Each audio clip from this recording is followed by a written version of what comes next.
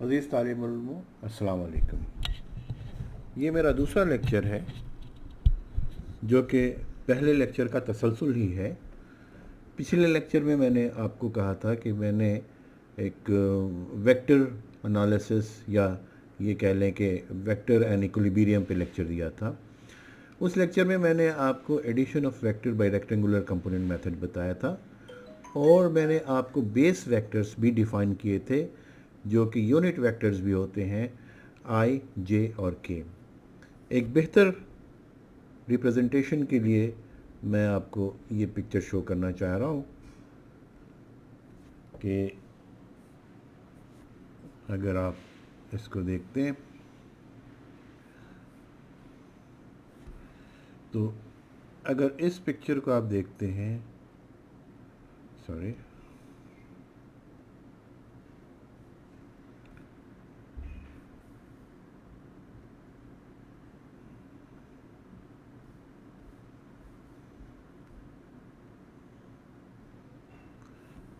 जी, अगर आप इस पिक्चर को देखते हैं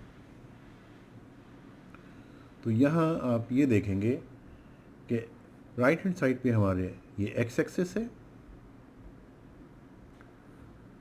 और वर्टिकल डायरेक्शन में वाई एक्सिस है और z जो है ये हमारा आउट ऑफ द पेपर है और आउट ऑफ द स्क्रीन है। अगर आप राइट हैंड रूल फॉलो करें यानी आप अपने फिंगर को मूव करें from x to y, then thumb should indicate this z direction. और i, j, k इनकी वैल्यू मैंने बताया कि इनकी यूनिट वैल्यू होती है, यूनिट वेक्टर्स कहलाते हैं। अगर हम इसको किसी स्केलर से मल्टीप्लाई कर दें तो वो वेक्टर बन जाता है और इनका फ़ायदा सबसे बड़ा ये होता है कि i acting along x axis, j acting along y axis, k acting along z axis. तो आप किसी भी स्पेस वेक्टर को, मैं अभी 3 डायमेंशन की बात कर रहा हूँ, 2 डायमेंशन की नहीं, स्पेस वेक्टर को अगर आप इन तीनों कंपोनेंट में रिजॉल्व करते हैं और उनको i, j, k से मल्टीप्लाई कर देते हैं तो आपका ये वेक्टर कुछ इस तरह से लिखा जाता है।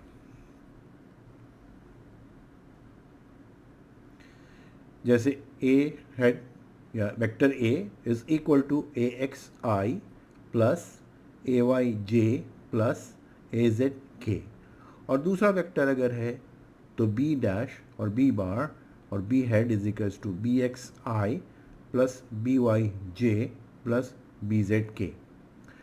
और इनको सम करना बहुत आसान है। जैसे मैंने पहले बताया था, आप जस्ट इनको सम कर दें, इनके कंपोनेंट्स को ऐड कर दें तो रिजल्टेंट का x, y और z कंपोनेंट निकल आता है। तो ये हमें सबसे बड़ा फ़ायदा हमें मिलता है कि डायरेक्ट हम इस फॉर्मूले को ऐड करके मैग्नीट्यूड वेक्टर r और रिजल्टेंट वेक्टर r निकाल सकते हैं। और इसका मैग्नीट्यूड सिंपल फार्मूला होता है कि इनको एफ एक्स और एफ वाई और एफ जेड को या आर एक्स और आर वाई और आर जेड स्क्वेयर को स्क्वेयर करें, ऐड करें और इसका अंडर रूट कर दें, ये आपका रिजल्टेंट वेक्टर निकल आता है। अब मैं एक एग्जांपल आपके सामने पेश करता हूँ। एग्जांपल ये है,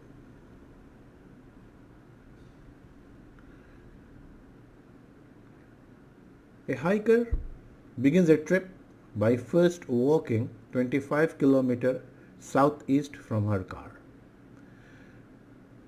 She stops and sets up her tent for the night. On the second day, she walks 40 km in a direction 60 degree north of east, at which point she discovers a forest ranger's tower. अब इसके दो सवाल आते हैं या दो portion है। पहला, determine the components of the hiker's displacement for each day, और बी पार्ट कहता है determine the components of the hiker's resultant displacement R for the trip and find an expression for R in terms of unit vectors. ये right hand side में आपको figure नजर आ रही है। इस फिगर में अगर आप देखें तो हमारे पास कार शो हो रही है। कार इज एट ओरिजिन, ये हमारा ओरिजिन है 0 0। एक्स एक्सिस पे किलोमीटर मार्क किया हुआ है और वाई एक्सिस पे भी किलोमीटर मार्क किया हुआ है, क्योंकि हम डिस्प्लेसमेंट की बात कर रहे हैं। एज यूजुअल नॉर्थ अपवर्ड है, south downward, east and west. तो पहला क्वेश्चन, पहली कंडीशन ये है कि that hiker moves 25 kilometre at an angle of 45 degree, at an angle of 45 degree, because she moves southwest from her car, southeast from her car. So south east का मतलब ये हो गया कि she is moving in this direction, और south east जब हम कहते हैं तो that means she is moving at an angle of 45 degree. तो वो डिस्टेंस ट्रैवल करती है and then she installed her camp at this point, which is 25 kilometer from her original distance. फिर क्या कहते हैं कि on the second day she walks 40 kilometer in a direction 60 degree north of east. ये east की direction है। North of east means upward direction, and she moves 60 degree northeast, and then she reaches to a location where there is a tower. So the first vector is A, second vector is B, and the resultant is R. So she is moving, actually her displacement is from her car to this tower. तो हमें क्या करना है कि हमें इस displacement R की value निकालनी है।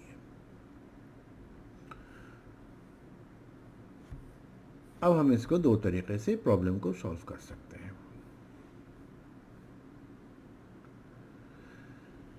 सबसे पहले तो हम ये करते हैं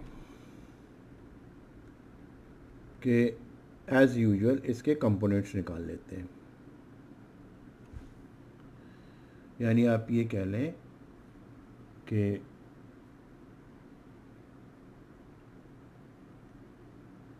फाइंड कंपोनेंट्स। तो अब क्या हो जाएगा, A x will be equals to A cos theta. A हमें मालूम है, this is 25 kilometre, cos theta is 45 degree, cos 45 is 0.707. So if I multiply 25 multiplied by cos 45, so the answer comes out to be 17.7. So the answer comes out to be 17.7 kilometre. इसी तरह हम इसका y component भी मालूम कर सकते हैं। A y, this will be equal to A sine 45। अब क्या होगा, again A is 25 into sine 45, तो ए वाई की वैल्यू भी हो जाएगी 17.7 किलोमीटर।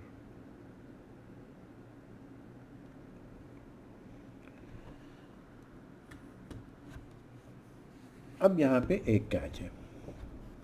कैच ये है कि इसके जो कंपोनेंट्स हैं, जब हम इसको रिजॉल्व कर रहे हैं तो वेक्टर एक का कंपोनेंट एक्स डायरेक्शन में ये हो जाएगा एक्स, और वाई डायरेक्शन में जो इसका कंपोनेंट होगा ये इधर हो जाएगा।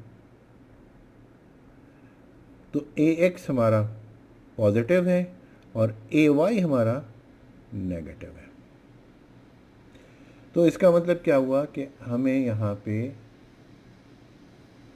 इसके साथ नेगेटिव भी यूज़ करना पड़ेगा क्योंकि ए वाई डाउनवर्ड है। अब इसी तरह हम बी के भी कंपोनेंट निकाल लेते हैं। Similarly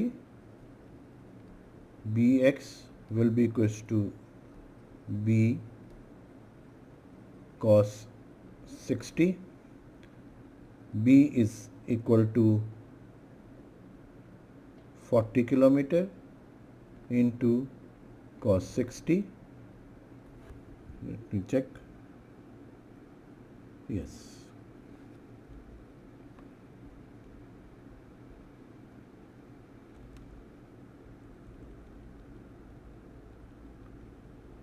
So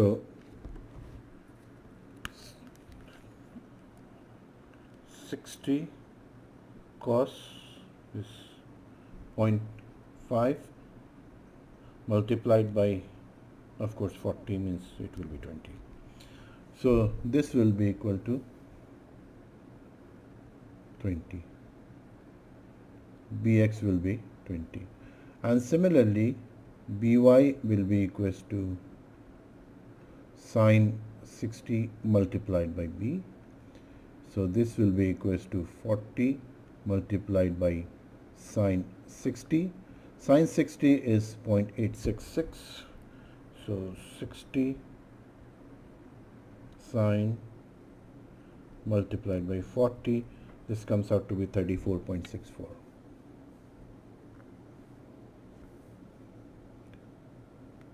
Sorry. This comes out to be 34.64. This is by. All these values are in kilometer. I'm not writing kilometer everywhere. This is, or let us write this also. Now, what about their sign? Positive होंगे या negative होंगे? तो अगर यहाँ हम देखते हैं तो हमारा x कंपोनेंट और y कंपोनेंट दोनों पॉजिटिव होंगे। अगर हम इसको रिजॉल्व करना चाहें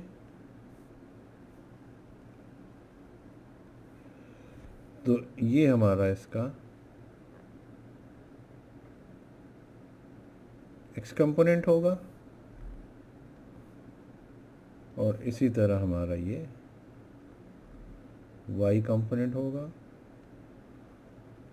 और ऑफ कोर्स दोनों हमारे पास पॉजिटिव होंगे। तो इसका मतलब ये हुआ कि ये हमारे लिए साइन कन्वेंशन ठीक है। तो रिजल्टेंट का x कंपोनेंट क्या हो जाएगा? ax plus bx. So ax is 17.7, bx is 25. So 17.7 plus 25 is equals to 42.7.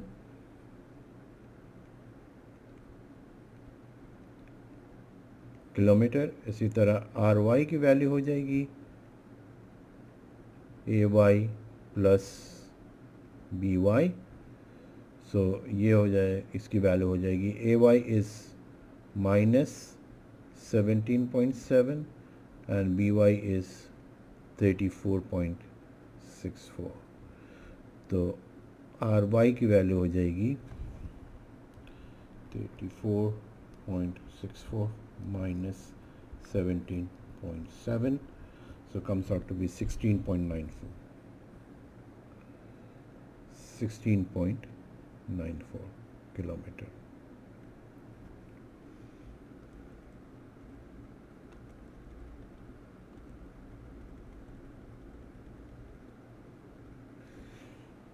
अब हम यहाँ से r की वैल्यू निकाल ले सकते हैं। r will be equals to R x square plus R y square under the root. So this will be equals to 42.7 square plus 16.94 square, and of course under the root. So square plus 42.7 square, and then under root comes out to be 45.94. So this value R comes out to be 45.94 kilometer from its origin. And what will be the angle? So we know that tangent theta will be equal to Ry upon Rx. So this will be equals to 16.94 divided by 42.7. So 16.94 is divided by 42.7. Inverse tangent is 21.64 degree. So here this result comes out to be theta is equals to 21.64 degrees.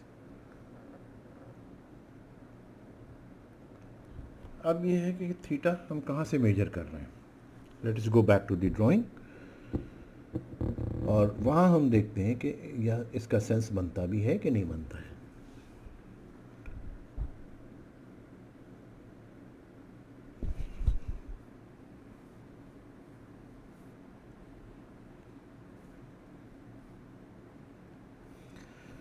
ये हमारा theta है. This one is theta. तो इसका मतलब ये है कि theta हमारा पॉजिटिव आया, दोनों टर्म हमारे पॉजिटिव थे. तो इसका मतलब ये है कि ये रिजल्टेंट हमारा फर्स्ट क्वाड्रेंट में लाई कर रहा है. क्यों? X is positive, y is positive, दोनों कंपोनेंट पॉजिटिव हैं. थीटा हमारा फर्स्ट क्वाड्रेंट में लाई करता है. ये वाला हमारा एंगल होगा. लेकिन एक बात मैंने आपको पहले भी बताई थी, जब हम नॉर्थ साउथ की बात करते हैं तो वहाँ हम हमेशा एंगल को नॉर्थ से मेजर करते हैं, ना कि ईस्ट से मेजर करते हैं. ये एक डिफरेंस हमेशा याद रखें. अगर आपने Cartesian coordinate system x y use किया है तो हमेशा थीटा पॉजिटिव एक्स एक्सिस से मेजर किया जाता है. लेकिन अगर नॉर्थ साउथ आपने डायरेक्शन यूज़ की हुई है, आपकी ड्राइंग पे आपने नॉर्थ लिखा हुआ है, तो हमेशा थीटा नॉर्थ से लिखा जाता है. तो बेसिकली हमें जवाब में ये लिखना पड़ेगा कि hour angle will be this much, which will be 90 minus this theta जो कि 21.64 है. तो ये हो जाएगा 90 माइनस 68.36. तो ये हमारा एंगल बन जाएगा 68.36 डिग्री. तो अब जब हम जवाब लिखेंगे तो यहाँ पे हमें जवाब में ये लिखना पड़ेगा कि हमने, ठीक है, ये तो वैल्यू कैलकुलेट की हुई है, but this angle is not the right angle to represent. हम लिखेंगे theta is equals to 68.36 from north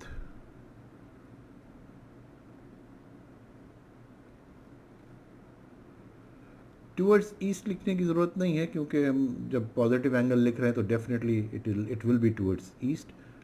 लेकिन अगर आप लिख देते हैं तो ये वेरी क्लियर हो जाता है कि now we are measuring angle from the north, not from east.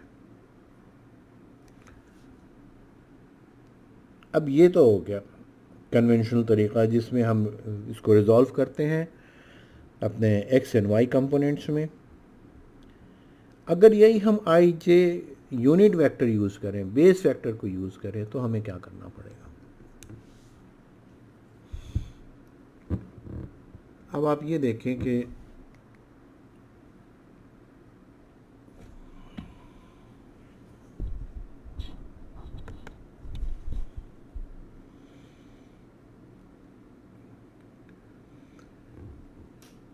हमने देखा तो हमारे कंपोनेंट जो थे ए एक्स 17.7 और ए वाई जो था -17.7। तो बेसिकली हम उसको यूँ भी लिख सकते हैं। चलिए मैं इस साइड पे यहाँ पे लिख देता हूँ।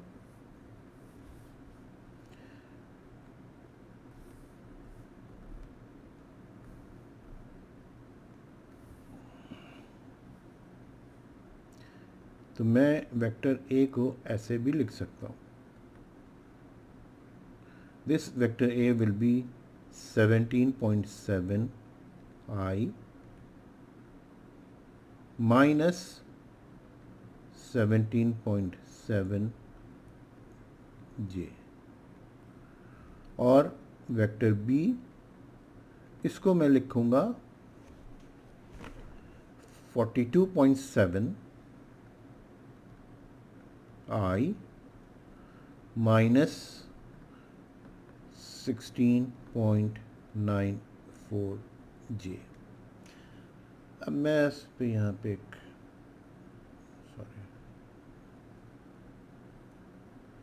एक लाइन डाल देता हूँ ताकि पता लगे मैंने इधर अभी काम किया है।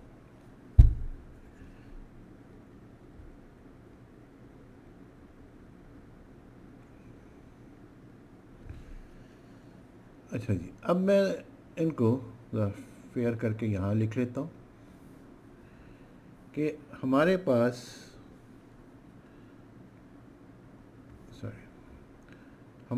वेक्टर ए जो है ये है 17.7 I minus 17.7 J। Vector B है हमारे पास 42.7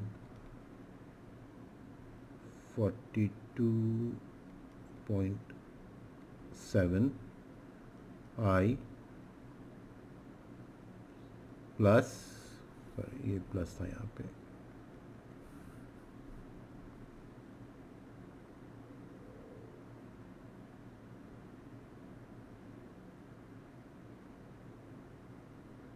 नहीं, something wrong, I took a wrong value.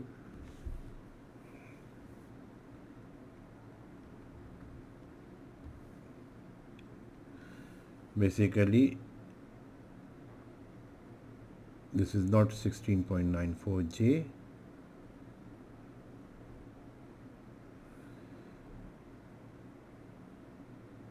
BY is 34.64. That was my mistake, I'm sorry. So BY is plus 34.64 J। तो अब यहाँ पे हम 34.64 J लिख लेते हैं,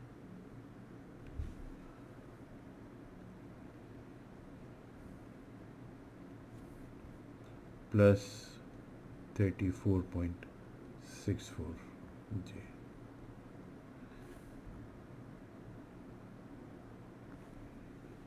अब ये है कि मैं इसको सिंपली ऐड कर देता हूँ।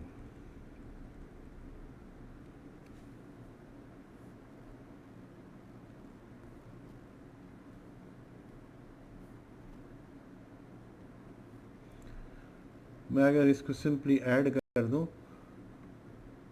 तो हमारे पास वेक्टर आर आ जाएगा जो कि सम होगा ए प्लस बी का, और ये क्या होगा,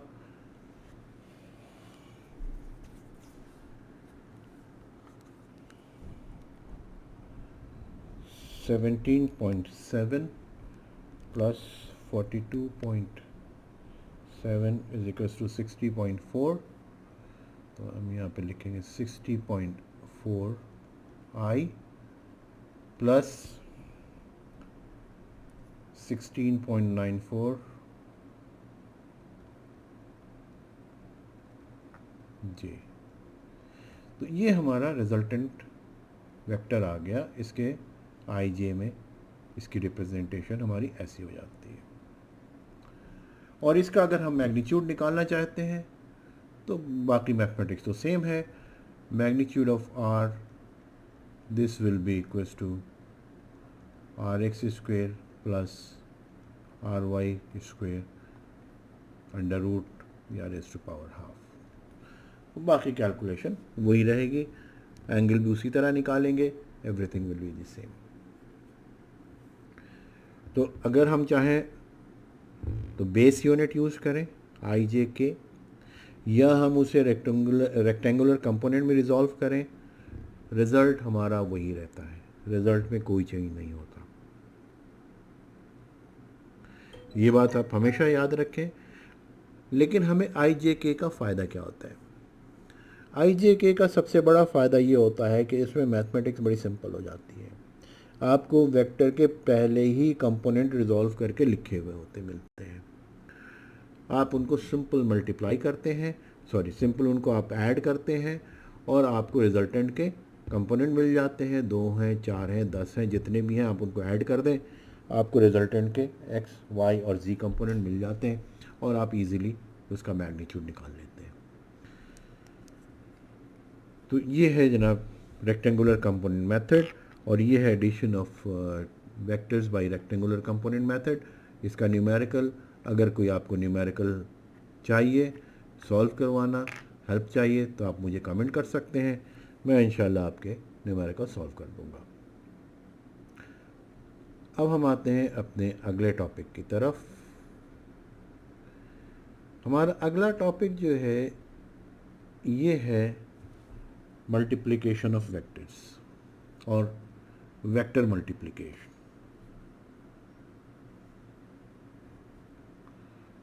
we can say vector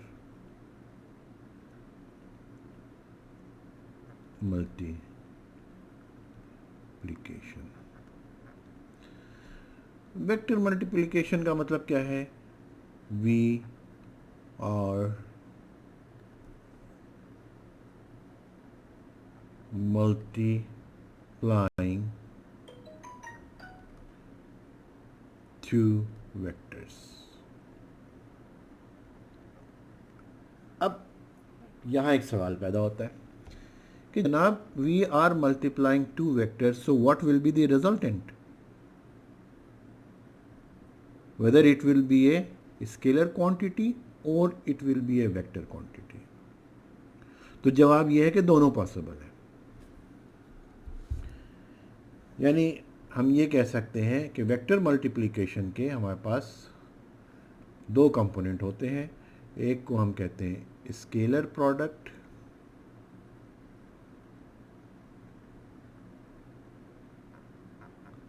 और दूसरे को कहते हैं वेक्टर प्रोडक्ट।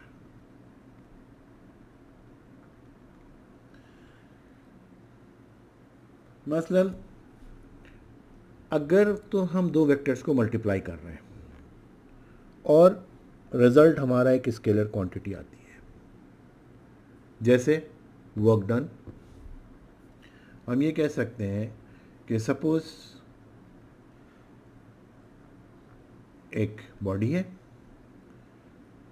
इसके ऊपर हमने एक फोर्स F लगा दी और ये बॉडी मूव करती है से किसी डिस्टेंस और डिस्प्लेसमेंट d तक, इनके दरमियान एंगल थीटा है। तो हमें पता है कि वर्क डन जो है इट इज़ स्केलर क्वांटिटी, और स्केलर प्रोडक्ट हम डिफाइन करते हैं, यहाँ पे वर्क डन क्या हो जाएगा? This work done, this will be written as vector F with a dot with D। That means vector F is multiplied by vector D। and the result will be a scalar product, and this is represented by a dot. That's why it is called dot product, scalar product, जो भी आप चाहें कह लें. और यहाँ क्या होता है कि जो हमारा वेक्टर प्रोडक्ट स्केलर प्रोडक्ट होता है, से हम इसको कहते हैं W. This will be equals to vector F dot vector D. So this will be equal to magnitude of F into magnitude of D and cos of angle between them, cos of theta, WD cos theta. ये हमारा formula होता है vector product का, कि अगर say for example एक vector A और B को मल्टीप्लाई करें, so the vector the dot product will be A dot B cos theta. So हम ये सिंपल लिख सकते हैं कि जनाब if C is the final value, so C will be magnitude of A into magnitude of B and cos of angle between them, A and B.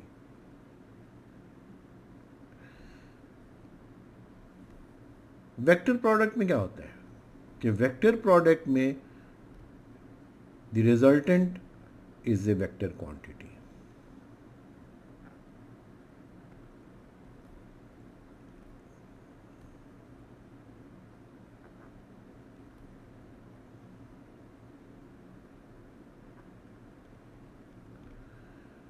मसलन classical example हमारे पास है टॉर्क. टॉर्क क्या होता है? टॉर्क भी multiply करते हैं हम फोर्स को, या हम डिस्टेंस नहीं कहते हैं बल्कि हम कहते हैं लेवर आर्म. वैसे तो देखें तो फोर्स है, दोनों यहाँ पे फोर्स है. यहाँ पे हम लीवर आर्म कहते हैं, हम डिस्टेंस नहीं कहते, because the distance is not travelled. Classical exam ये है कि अगर आप एक दरवाज़ा है उसको खोलते हैं तो दरवाजे के हिंज के पास, से फॉर एग्जांपल ये आपका दरवाज़ा है, इस पे यहाँ पे हिंज है और आप इस पे फोर्स यहाँ से अप्लाई करते हैं, दिस इज़ F. तो क्या होगा, दरवाज़ा आपका खुल करके यहाँ कहीं आ जाएगा.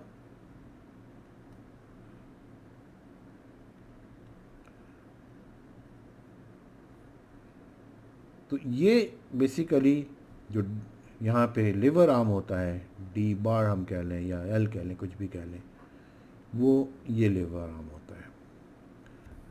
और टॉर्क को हम टॉ से रिप्रेजेंट करते हैं, सो एफ इंटू डी. ये तमाम वेक्टर क्वांटिटीज़ हैं. So torque itself is a vector quantity, lever arm itself is a vector quantity. मगर यहाँ पे एक चीज़ याद रखने की बात है, अगर मैं आपसे पूछूं कि वर्क डन का यूनिट क्या होता है,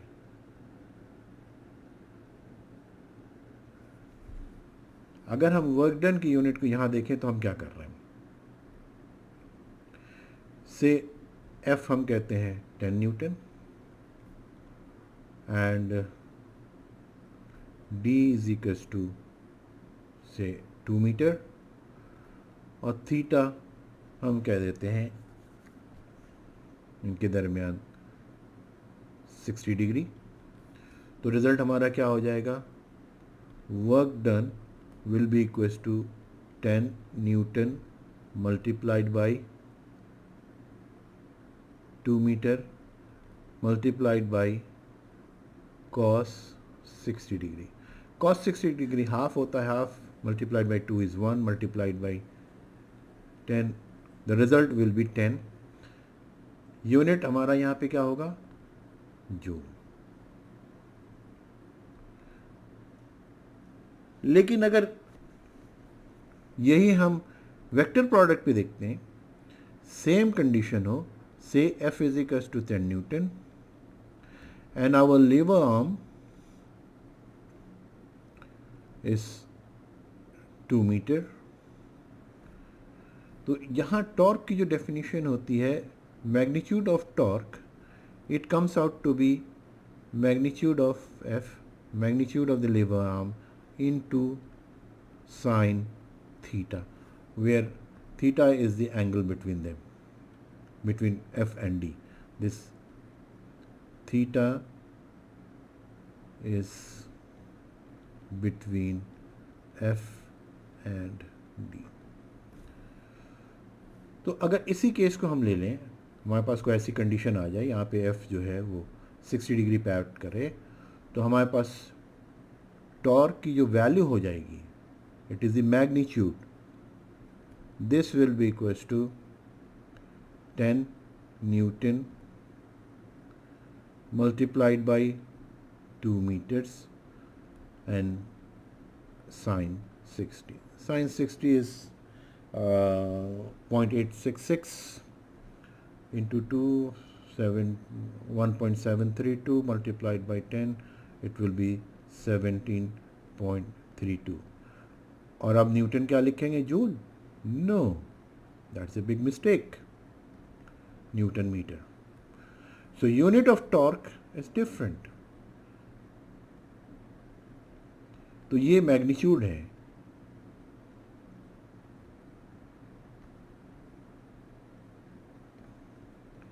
And what about direction?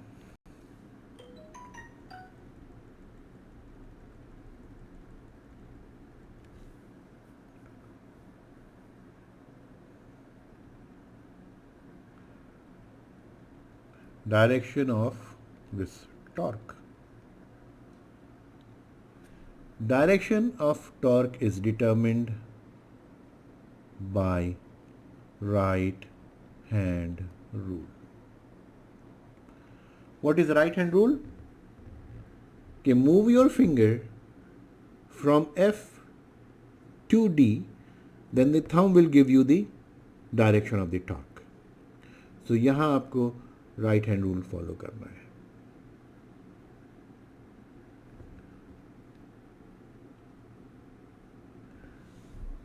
यानी अगर आपके पास दो वेक्टर A और B हैं और आपका वेक्टर प्रोडक्ट C है, which is equals to A cross B, इसको हम यूँ भी लिखते हैं, और यहाँ पे हमारे जो स्केलर प्रोडक्ट होगा, यहाँ पे magnitude of C is A dot B. अब मैं एक सवाल पूछता हूँ, क्या मैं स्केलर प्रोडक्ट को ऐसे भी लिख सकता हूँ? और यहाँ पे मैं इसको लिख सकता हूँ ऐसे.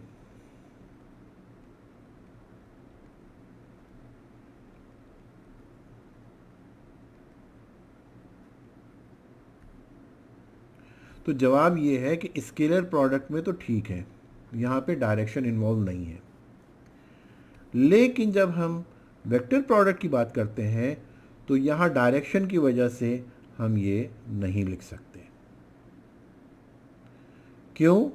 अगर हम A से B की तरफ अपनी फिंगर्स को मूव करते हैं, से फॉर एग्जांपल हमारा थंब ऊपर होता है, तो जब अगर हम B से A को मूव करेंगे तो हमारा थंब नीचे चला जाएगा. तो इसका क्या मतलब हुआ कि this C will not be equal to this until and unless कि we put a negative sign.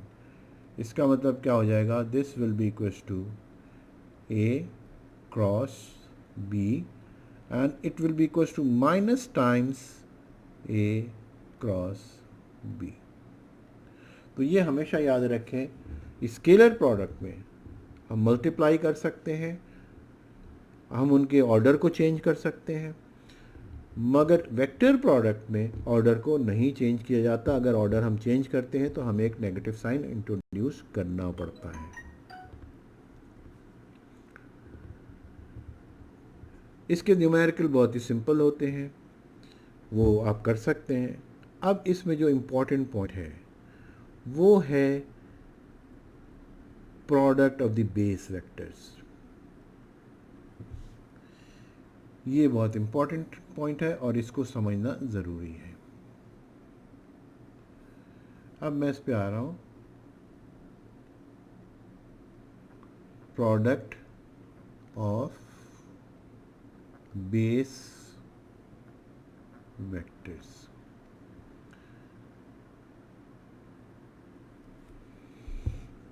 मैं उस फिगर को यहाँ ले आता हूँ।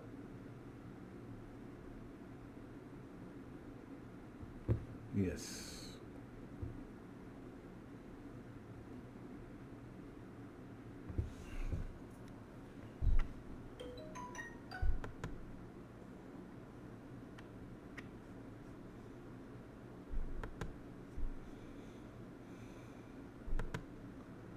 इसको मैं कॉपी कर लेता हूँ।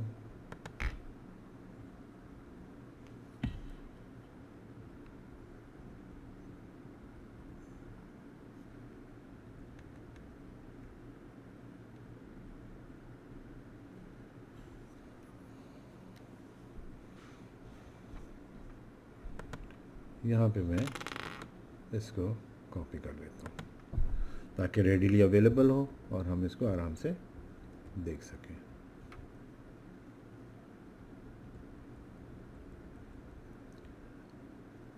अब हम प्रोडक्ट निकालना चाह रहे हैं बेस वेक्टर्स के लिए। सबसे पहले चलें जी हम स्केलर प्रोडक्ट निकालते हैं।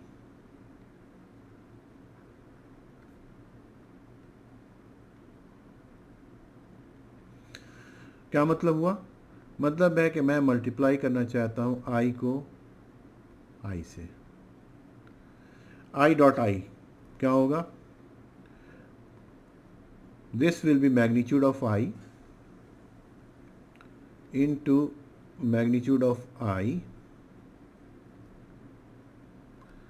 into cos theta.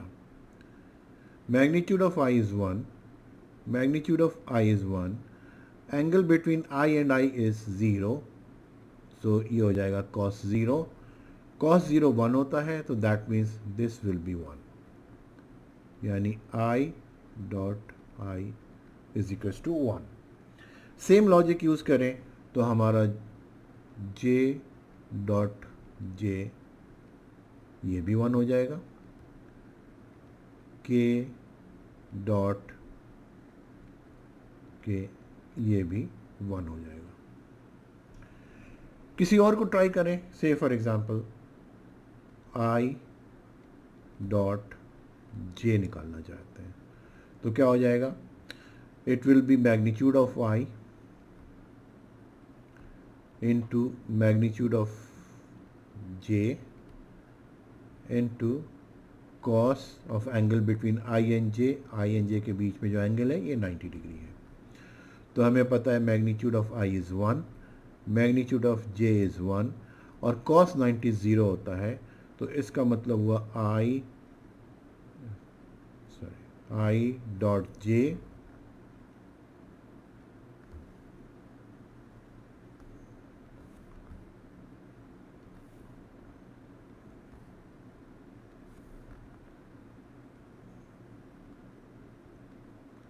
ये हमारा 0 हो जाएगा। इसका मतलब जितने सारे कॉम्बिनेशन इस तरह बनेंगे I dot J, I dot के या इनका रिवर्स, वो सब के सब 0 होंगे। तो ये बहुत सिंपल है याद रखना कि डॉट प्रोडक्ट में या स्केलर प्रोडक्ट में I dot I 1, J dot J 1, के डॉट के 1, इसके अलावा जो भी कॉम्बिनेशन है वो सब 0 है। अब हम आ जाते हैं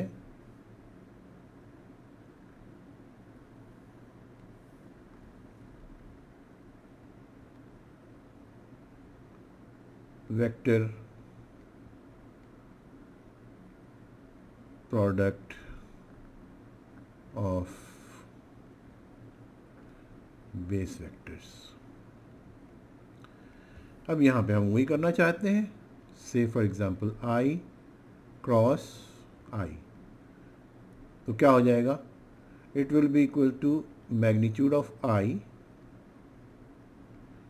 into magnitude of i into sine between i and i, तो i and i sine is theta is 0, तो ये हो जाएगा magnitude of i is 1, magnitude of i is 1, sine 0 0, तो इसका मतलब क्या हुआ, i cross i that will be equal to 0। तो सिमिलरली आई क्रॉस आई अगर 0 है तो हम कह सकते हैं कि हमारा जे क्रॉस जे भी 0 होगा और के क्रॉस के भी 0 होगा। तो जनाब हम यहाँ पे लिख लेते हैं जे क्रॉस जे, ये भी हमारा 0 होगा और के क्रॉस के ये भी हमारा 0 होगा। अब हम ज़रा दूसरे कॉम्बिनेशंस को ट्राई करते हैं। से फॉर एग्जांपल हम निकालना चाहते हैं आई क्रॉस जे, तो अब क्या होगा, magnitude of i into magnitude of J into sine theta. तो यहाँ पे क्या हो जाएगा, मैग्नीट्यूड इज़ 1, मैग्नीट्यूड इज़ 1 और दोनों के दरमियान साइन जो है थीटा जो है 90 है, तो यह हो जाएगा साइन 90। साइन 90 हमें पता है कि this will be 1, so the result will be 1 multiplied by 1 multiplied by 1 is equals to 1। मगर ये एक वेक्टर है, ये बेसिकली एक वेक्टर है, तो इसकी एक सर्टेन डायरेक्शन है। क्या डायरेक्शन होगी, इसकी डायरेक्शन जो है हम राइट हैंड रूल के मुताबिक कैलकुलेट एवेलुएट करेंगे। अगर हम आई क्रॉस जे निकालना चाहते हैं तो अपने फिंगर्स को सबसे पहले आई की तरफ सीधे रखें और फिर मूव करें टुवर्ड्स जे की तरफ, यानी मैं एक्स के पैरेलल अपनी फिंगर रखता हूँ और मूव करता हूँ टुवर्ड्स जे, तो मेरा अंगूठा थंब मेरा इंडिकेट कर रहा है रिजल्टेंट की तरफ, which is the direction of positive Z which is के। तो मैं ये कह सकता हूँ कि दिस इज़ नथिंग बट के। तो रिजल्टेंट क्या हुआ कि i cross j is equal to k. तो अब इस तरह सारे हम इसको एवेलुएट कर सकते हैं। तो सवाल ये है कि क्या हम इसको याद रखें या कोई थंब रूल है। इतना याद रखता हूँ तो बहुत मुश्किल काम है, तो अल्हम्दुलिल्लाह एक थंब रूल है। थंब रूल क्या है कि एक सर्कल में आप एक जगह लिखें आई, फिर एक जगह लिखें जे, फिर एक जगह लिखें आप के। अगर आप एंटी क्लॉकवाइज चलते हैं तो क्या होगा, i cross j will be k, j cross k will be equals to i, k cross i will be equals to j. और अगर इसके रिवर्स चलते हैं तो एक नेगेटिव साइन आ जाएगा, जैसे i cross k is equals to minus j, या j cross i will be minus k. तो यहाँ पे हम इस पे राइट हैंड रूल फॉलो करते हैं और उससे हम निकाल लेते हैं। ख़ास बात यह है कि अगर आई क्रॉस आई है, जे क्रॉस जे है, के क्रॉस के है, तो वो सब ज़ीरो होते हैं। उसके अलावा हमारे पास ये बड़ा सिंपल थंब रूल होता है, कहीं पे भी हो राइट हैंड रूल आप यूज़ करें, एक सर्कल ड्रॉ करें, आई के लिखें और आपके सामने पिक्चर आ जाएगी। वेरी सिंपल, इतना याद रखें। ये एक टिप है जो हमेशा हम अपने सामने रखते हैं और हम वेक्टर प्रोडक्ट के प्रॉब्लम्स को सॉल्व करते हैं। तो अब हमारे पास स्केलर प्रोडक्ट्स या वेक्टर प्रोडक्ट्स के प्रॉब्लम्स आएँ तो हम इजीली उनको सॉल्व कर सकते हैं। मैं नेक्स्ट लेक्चर में कुछ प्रॉब्लम आपके लिए लेकर आऊँगा और उसमें हम सॉल्व करेंगे वेक्टर प्रोडक्ट की प्रॉब्लम्स और स्केलर प्रोडक्ट की प्रॉब्लम। अगर कोई चीज़ आपको समझ में नहीं आई है तो आप मुझे कमेंट कर सकते हैं, सवाल पूछ सकते हैं। अगर कोई न्यूमेरिकल आप सॉल्व करवाना चाहते हैं तो आप न्यूमेरिकल मुझे भेजें, मैं इंशाल्लाह सॉल्व करूँगा। उम्मीद है ये लेक्चर आपको पसंद आया होगा। अस्सलाम वालेकुम।